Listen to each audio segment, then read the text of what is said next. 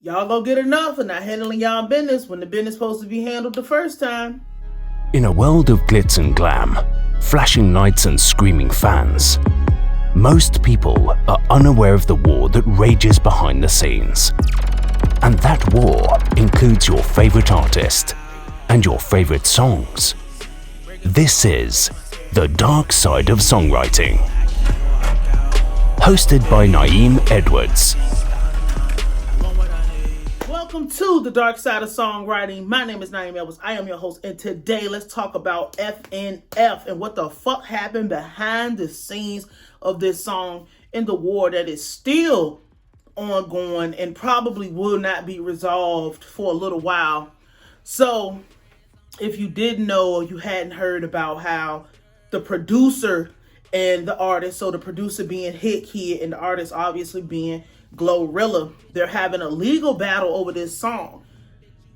And what's so crazy to me about how we always end up, it's always the literally exact same cycle. It doesn't matter how the fuck the background story came together, how long people have known each other.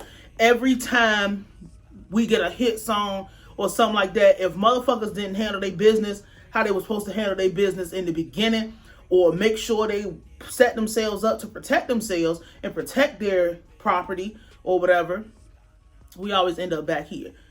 So, obviously, Hitkidd, and this happens more times than not, you'll have people being signed to production companies in the hood or production companies elsewhere where they make beats. They're allowed to source beats to people they know, people in the neighborhood. They'll have clients that get the beats or whatever, or the company will be like, we need beats for this or that. Not just people, but for stores, for all type of different avenues, anything that would require instrumental music. A lot of these times, these producers in the hood or people who are not immediately thrust into the mainstream music industry, they will fulfill their obligations and be working because it's just like working a regular job, except they probably have other shit going on the side. That's how you would end up with a producer in the hood being a well-known producer, a signed producer, but then he'll run off and he'll find somebody in the other part of the hood or somebody that they know that do music like GloRilla, give them a beat. But this is the part where people don't understand, that they're not anticipating. They anticipate the song do what the other songs do. They'll get a little bit of this. They'll get their money from the royalties and the streaming. They'll get their piece of the publishing. But it's a whole different ballgame when we talk about actually having a hit record. Actually having a record. Because my thing is, a nigga making money in the hood off music is not the same as a hit record. It's not the same type of money. It's not the same type of legal obligations. It's not the same situation, because now you've moved into a whole different type of avenue. Hit records open up doors for other type of ventures, and it also opens up capital in other type of ways. That's why, you'll have people in the hood that have like they hood celebrities, but that shit get blown out the water as soon as a nigga ride through with a hit record. It's the same thing. If you need an example, if you don't know what I'm talking about, Mo3, obviously legend where he at or wherever or where he was. People loved him. People loved his music. They knew his music there. As soon as Yellow Beezy came through with a hit record, blew all that hood fame shit out the water, because now Yellow Beezy is the biggest thing, because a hit record propels you to a level where people might love whoever the fuck the hood celebrity is, the local celebrity is, where they're at. They don't have the same type of global reach and the same type of that. It don't matter what the facts are. It don't matter if niggas actually know you a bitch ass nigga, the person with the hit record. It doesn't matter if you're a fake fraud pussy bitch ass nigga or none of that. As soon as you get that hit record, now you have just shot to the moon while that person's still down here on earth, and it's not going to have the same reach. It might have reach, but nobody's going to care, because all I got to do is ignore you if I have the hit record. If you don't have the number one or the hit song, the hit, and we're talking about a real hit, not statewide, not even really regional, because if you get a regional hit, you can definitely make that shit travel, but like, it's just not the same. It's like somebody who plays at the Rucker trying to go fuck with an NBA player. Like, yeah, we both play basketball, but it's not the same type of basketball, if I'm making sense. This is the same thing that happened with this Hitkidd-GloRilla situation. Now they're in this conundrum, dare I say, use that word. Now they're in this situation where he's complaining because Hitkidd, I gotta say Hitkidd because there's a bunch of different niggas in this story. Hitkidd is complaining because he is saying that GloRilla and Yo Gotti went behind his back to try to buy the song, but he still owns his 50% of his publishing, or actually him and GloRilla own 50%. So Hitkidd and GloRilla, before the CMG situation, own 50% of the song, pretty standard. And then whoever the record label was, or the publishing company, or whoever the fuck that Hitkidd was signed to, they own the other 50% of the song. And that person has a label. I don't remember off the bat, what the name of that label was, but this is why they're now all fighting, because nobody was anticipating this song being as big as it is, the song of the summer, pretty much. GloRilla, Yo Gotti, obviously Yo Gotti come in the situation, he want to sign it. The nigga at the label, the street label nigga, it's like, why everybody got to go through CMG in Memphis? Why we just can't whatever? I don't even want no money from them. I just want to come to the shows and do XYZ. But this is the thing. Let me make sure that I covered everything as far as what was said between the parties. Yeah, and then she was saying that they was lying about it and they went and did whatever. All they did was lie, but she still, and GloRilla talk about that label that Hitkidd was signed with. All they did was lie and whatever. Is lying. He lying about owning the song. Like, she paid and she owed. So, you know, the standard back and forth between a fucking artist and a producer. There's actually two things I wanted to cover about this. One, let's talk about the business, and then let's talk about where Hitkidd made his mistake. As far as the business go, you got to be out your fucking mind if you thought that Yo Gotti was going to actually allow you, like, he's about to sign the bitch who is singing the song, and I'm gonna be honest here, but I'm gonna save the honest part till when we talk about what the fuck his mistake was.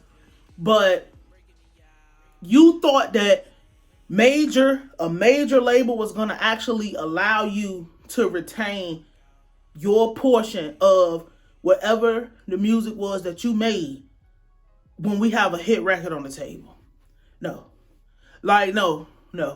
You would have already had to have your legal situation in order, because if you didn't, because you don't, y'all wouldn't be fighting. It wouldn't be no fight about going behind the back and trying to do that, because you wouldn't have, let's be for real, in this day and age, you don't need to sign to a record label unless you want to work with those type of clients. You don't need to sign with anybody if you get your name and get your shit up to where it's supposed to be.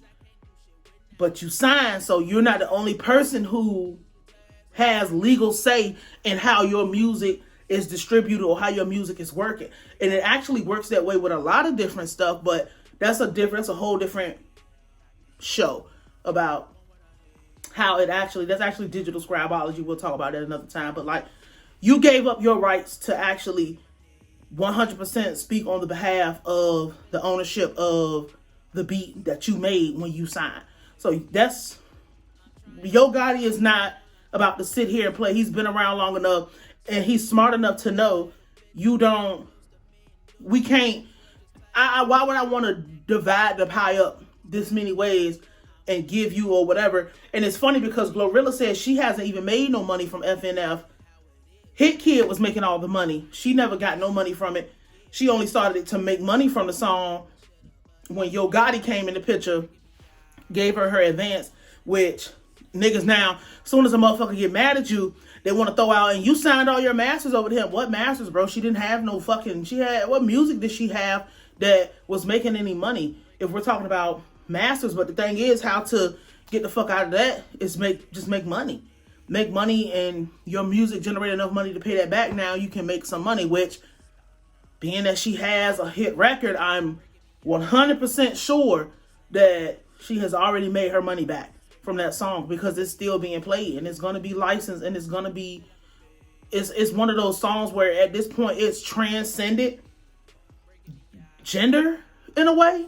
So it's like people are going to, football players will be running out to it, bands will be playing it, it's going to still be being played. It's her hit record. It's a hit record. That's why people don't understand, especially when you have a long running hit record that transcends from season to season. Oh yeah, she's going to make that money back. So saying the whole you don't own your masters thing, bullshit, just an excuse that niggas throw out because you hurt. Even if it is true, she didn't have no fucking music. So what? It's not like she has a back catalog to fall back on. She didn't have any motherfucking music. Aside from maybe 2 or 3 songs, she didn't have nothing. So that's nonsense. So she's an entity of her own. Yo Gotti's like, I need her. She's going to obviously go over to Yo Gotti because he's the biggest thing in the city. I'm not going to allow you to have any fucking say when I'm trying to make money off of my investment. I don't have to consult with you if you don't own the song, most of it at least. I can just go buy out whoever owns you. You might be getting a royalty, but if you don't own the master recording, I don't have to consult with you about buying it. And that's what motherfuckers don't understand. So, what mistakes did he make? Obviously signing to the label. Big ass mistake. You don't need to, if you set your shit up right and you do your shit and you get your name. I think about people like Helliver, who's more than likely signed, duh. But like, his name was ringing already and was so big already in the Detroit space and that Detroit sound that he was able to have his motherfucking way when he came out. It's the same thing with Metro. It's the same thing with Southside. It's the same thing with Lex Luger. It was the same thing with everybody for real and everybody who came down the pipe. This nigga, Hitkidd, and this is the biggest mistake. You thought that people would actually care that you produced the song. Now, like, we have to be for real. And this is the part where it's going to be kind of controversial what I'm saying. If you have a hit record and a star, people, unless you already got yourself to that point where you're Metro Boomin, where you could be a standalone star on your own, or Pierre Bourne, or just somebody who people would show up just because they know it's your production, Timbaland, for real, all these type of people. Nobody give a fuck about the producer on a hit record. We're gonna be real. Think about Designer Panda. Do you give a fuck who produced Panda for Designer? You don't. Producers don't understand that you are artists and you are important and you are quintessential to it. But when we talk about a person who is showing their face and being a representative of the song, people are just going to say, you know, if you're not already well known and you're not already popular, people are going to just say, oh, that's GloRilla's song.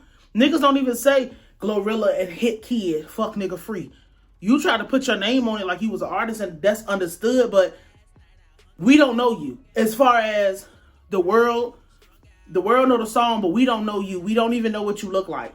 I actually had to look a picture up of this nigga. Like, we don't know this nigga. Like, her being the face of this song, and then the video being all bitches and just doing ratchet Memphis shit, niggas only associate the hit record with whoever is performing it. That's why nobody give a fuck about a person having a ghostwriter. That's why nobody gives a fuck about a person having a songwriter. We only care about what we can see, because what I can see is what I can identify. You fucked up by not making yourself... you might be big where you from, but by the time we found out about this, and we found out about her, it was just a little too late. It just was too late. Like, just, you're going to have to eat this one. Unfortunately, and they saying you're getting paid, and so if you're getting paid, you should be okay with that. You're going to have to go out, make another hit record, or do something like that, but nobody cares about your side of the story. And that's just the dark side and the unfortunate part about it. Nobody cares about a producer side of the story because we only see her. You're not running around with her as a sidekick. You're not running around with her, and sidekick's a harsh word, but like, you're not running around with GloRilla as her second in command or her first in command or her right-hand man or none of that. You know, you're not doing that. You are just, I made the beat, guys. It's my song, guys. It's just like That's cool, but it's her hit record, and now your record been sold to somebody else, and you claim she went behind your back to do the business. But it's just like, is a nigga supposed to just stay up under your wing and stay up under your jurisdiction if they trying to actually make something of themselves? Your situation was fine. Clearly, you signed, you was doing okay. Your situation was good. She's trying to get hers. Nobody gave a fuck. Point blank period. Who gives a fuck? Fuck you. And that's just what it is. You're going to learn the hard way, or you're going to start handling your business when you're supposed to handle your business. And that's the dark side of songwriting. My name is Nayim. I'll holler at you.